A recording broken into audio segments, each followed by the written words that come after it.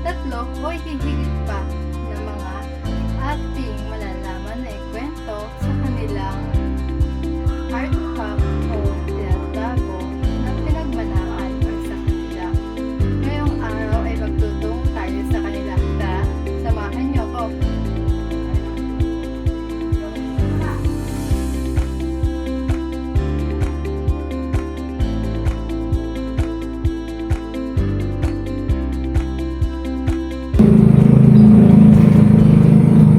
Yan, maganda pong umaga sa ating lahat.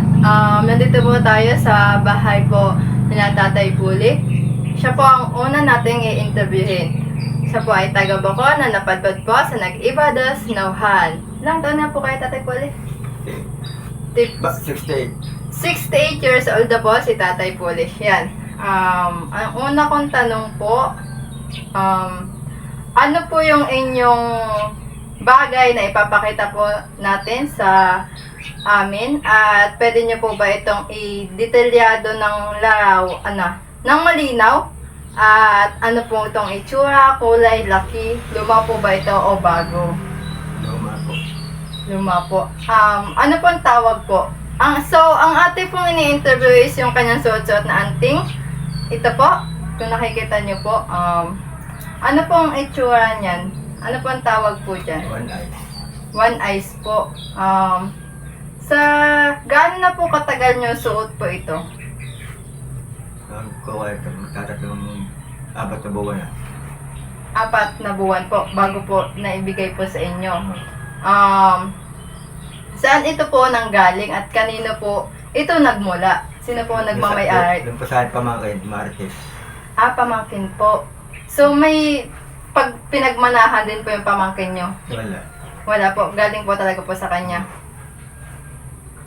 At, sa madami-dami pong ipapakita nyo po, bakit po ito po ang pinakita nyo po sa amin? Ito po daw kung sa aking katawan. Na mga masamang spirito makalapit. Sa anting-anting kung tawagin. Pang-apat pong tanong, maaari po ba kayo magbahagi ng isang makabuluhang kwento na kanasan at konektado dito po sa inyong amulet? Kwento po about... Bukod pong mapasa ito, wala po sa akin na gambala. Ng mga masamang spirito. Yun po ang alam sa agapit na ito. Kahit ako tayo, hindi ko pinababayaan ito. Kapag halaman ko, wala na akong sa akin. Walang mga maligning na nalapit. Pang gabay na po ito sa inyo, na pang protektado kayo sa amulet na to.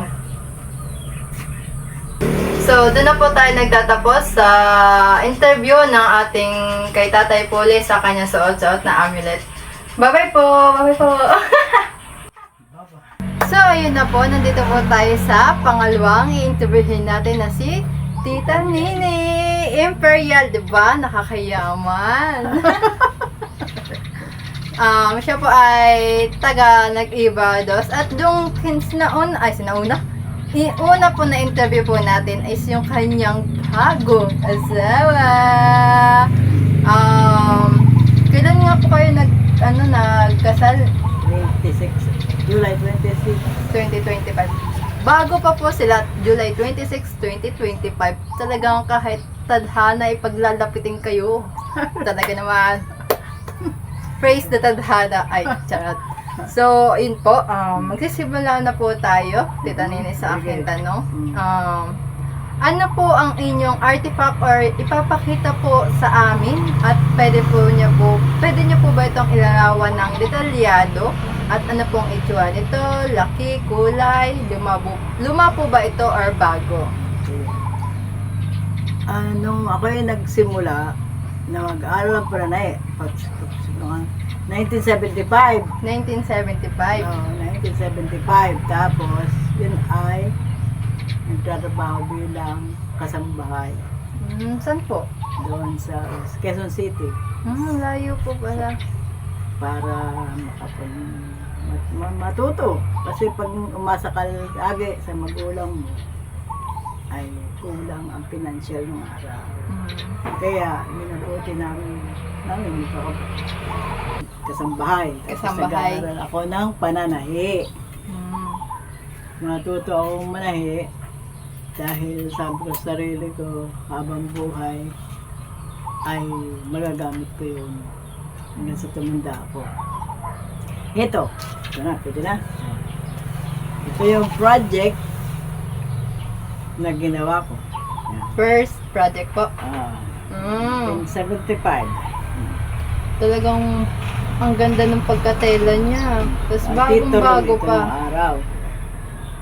Nung araw kasi nagbibistida ako, ayaw ko na ngayon.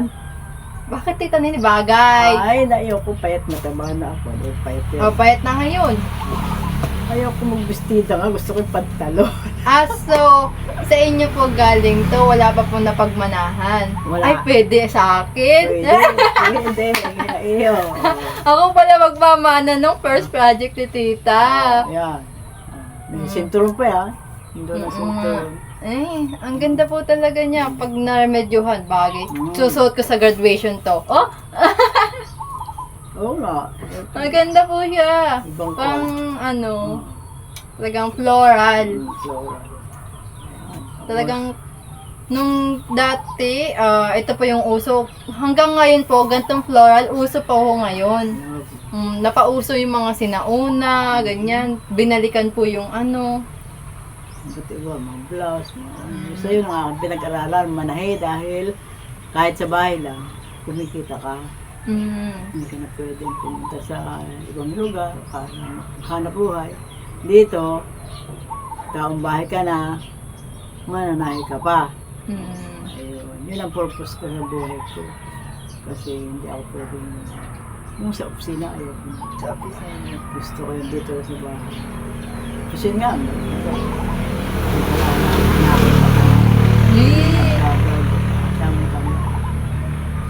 kahit na hindi ko na yung buhay, kukunin nila yung pipita sila. Diba? Naibig ka pa rin. Diba? Ayun, sabi ko sa iyo. Kailangan yung practical buhay ngayon. Oo po. So, nasagot na po ni Tita Nini kung saan ito nanggaling at nagmula. At nasabi naman po niya na sa kanya po galing ito ng 1975 pa niya ito ginawa. Na kung saan ay first project po sa ano pong school ang inyong napasukan nun? Yun ay sa Quezon City, vocational. VTB Ed. Hindi. Ano nga yun? Vocational eh. Sa may Aurora Boulevard yan, no? Basta vocational course. Vocational Sa may course. Aurora. Nalimutan ko na pa. Pangatlo pong tanong, bakit niyo po ito pinili para po may pakita sa amin? Ano po ang pumasok sa inyong isipan? At ano po yung mga naalaala niyo po dito habang ginagawa po ito? Kasi nga, sabi ko, hindi ako pwede sa mga nag-opisina. Ang naisip ko, sabi ko kay Lord, bigyan niya ako ng tamang trabaho para sa akin. At yung pananahi ang siyang pumasok sa isip ko na sabi ko, kahit napawis kasi ang kamay at pa ako, napawis, hindi pa pwede sa opisina. Pasmado yung parang ganun Oo, po. ngayon, hanggang sa sabi ko, sa pananahi, di pwede akong may katawing basahan, babad ka pagpawis yan. Di, pananahi ang aking nagustuhan, sabi ko, nakaupo lang ako doon, nakikita rin ako kahit na bariya-bariya.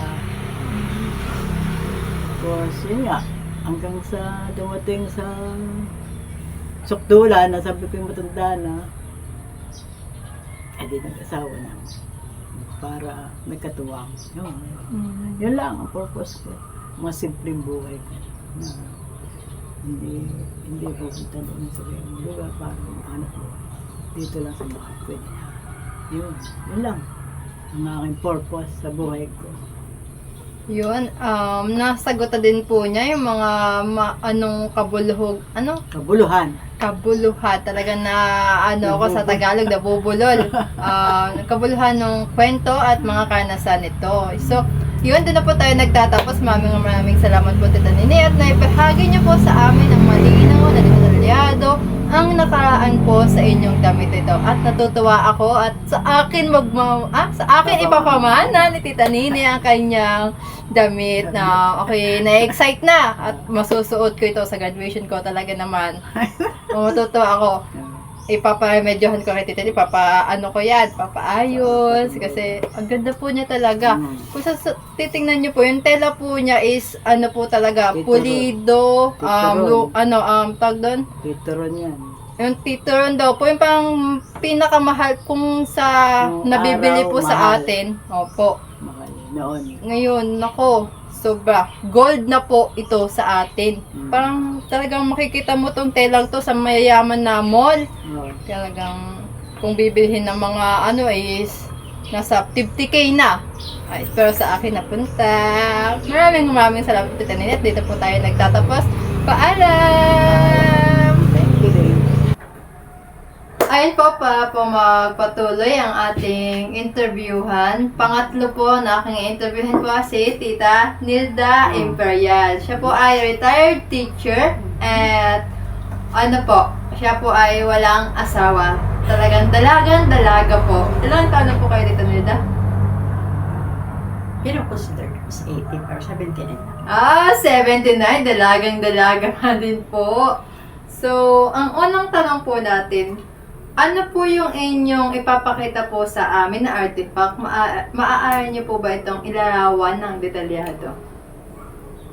Okay, this one is picture. Ito ay almost my age nang binili ng nanay ko. So, 79. Let's say, sabihin natin ito ay 60 na. 60 years na ito. Sobrang Ito tagal ay po isang pala. picture. Matagal na. Ito ay binili ng nanay namin. Noong panahon na siguro ako ay let's say, grade 4 siguro ako noon. Yan, yan. So, almost 60 na ito. Years. Ang kanyang edad. Yun po, ang pinakita po sa atin ay isang pitchin na galing po sa kanyang ina na siya po ay grade 4 pa lamang po ay naibili na po at ngayon po ay buhay na buhay at naitatago pa din po. Ang pangalawang tanong po is saan po itong nanggaling at nagmula? Nasagot na po niya na ito po ay galing po sa kanyang ina at nagmula ito sa sinauna pang tindahan. Ano po kayang doon panahon? Apo, ano po ang tawag po doon? Di ba? Tapos na atanghap pa lang. Oo, tapos na ang hapon. Ang isang item na binabalyo ko pang ay yung yun. Yung kutsara din Oo, po. itong kutsara ito. Ito ay souvenir pa sa tatay ko na naging guerrilla ng panahon ng Hapon. So, ito'y sabihin natin 1945 nang napasa kanya. So, 45 to, up to now is ilan na yon? 45, 55, 65, 75, 85, 95. Tagal na. Mga 75 years na ito. Ang tanda nito. Ito ay souvenir sa tatay ko na naging guerrilla nung panahon ng Hapon. Wala na si tatay. 80 years old. Mga 80 to 85 years na yan. Yung po pinakita niya is dalawa po, yung pitchel po at saka po yung kutsang, ano pang tawag? Silver na kutsara yun eh. Silver na kutsara. Na banggit na din po niya sa akin pangatlo na bakit po niya ito pinili na ipakita po sa amin. Sapagkat na itatago pa yan hanggang sa ngayon na wala na yung nagmana niyan. Ang pang-apat pong tanong is, maaari po bang maibahagi po sa amin ang kabuluhang kwento o karanasan na konektado po sa inyong pinakita? Dahil ito ay souvenir ni tatay ko ng kanyang kaibigang Amerikano, Amerikano pa. Tago namin ito dahil ito yung nagbibigay ng alaala mula sa kanila. No? Na siya ay nakapagsilbi din sa bayan noong panahon ng ikalawang digmaan. Talagang napakatagal na nung kutsara na tinatago pa ni Tita Nilda. Tsaka po yung pitchil. Kung isa pang item gusto mo yung aparador nila. Oh, madaming tinatago si Tita Nilda. Ito yung kanyan. Yan. Cabinet yan. Ng lola ko. Nanay ng nanay ko. Tagal na. Matibay pa din. Ano pong kahoy to? Nara yan. Nara. Nara. Made in Nara. Kaya, nung umalis ang mga Tiabinay, iiwanan na doon sa pinagbiling bahay.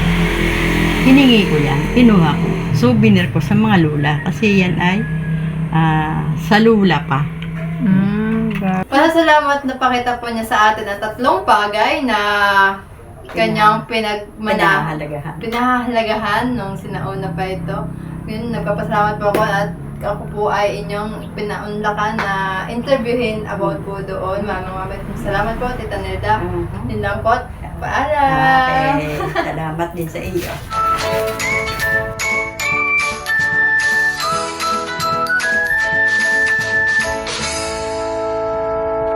Hi! At doon na nga po natatapos ang ating interview. Ngayon, sasagutin ko naman ang sa aking tanong. Sa akin na tanong.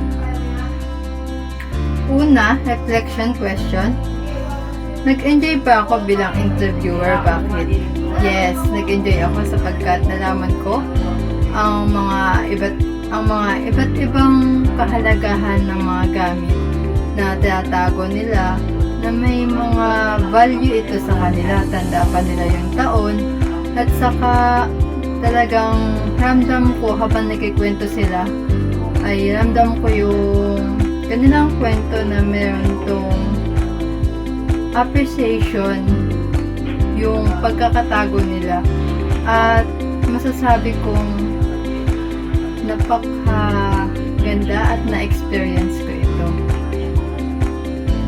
Pangalawa, may nagulat ba sa'yo habang nag-interview ka? Ano yun? Siguro yung nalalaman ko yung taon kasi sobrang tagal na nun. Na-expect ko na babaliwala na lang yun. So, hindi. Kasi tinatago ito, ina-appreciate. Tapos, nabigla talaga ako dun po sa taon talaga. Taon ako nabigla. Then, madami pong pinakita pa sa akin. Hindi lang po yun. Pero hindi ko na po sinama sa video kasi po sobrang haba na po. Pangatlo, ano ang natutunan mo tungkol sa iyong life? Or ano yun ang natutunan mo mula sa naka-activity? May primary source sa pamamagitan ng Siyempre po, natutunan ko is mas makilala pa sila ng lubusan. Mas maunawaan ko yung mga karanasan nila dati na pumupunta pa sa ibang lugar para maghanap ng financially, magbukod na sila para hindi na umasa sa magulang. Hindi katulad na ngayon na lahat ng mga bata kahit may anak umaasa sa magulang. Yun po yung natutunan ko at nalaman ko po na yung mga bagay or mga primary source na ating na ay pahalagahan natin at itago sapagkat madami tayong natutuklasan at maaari din natin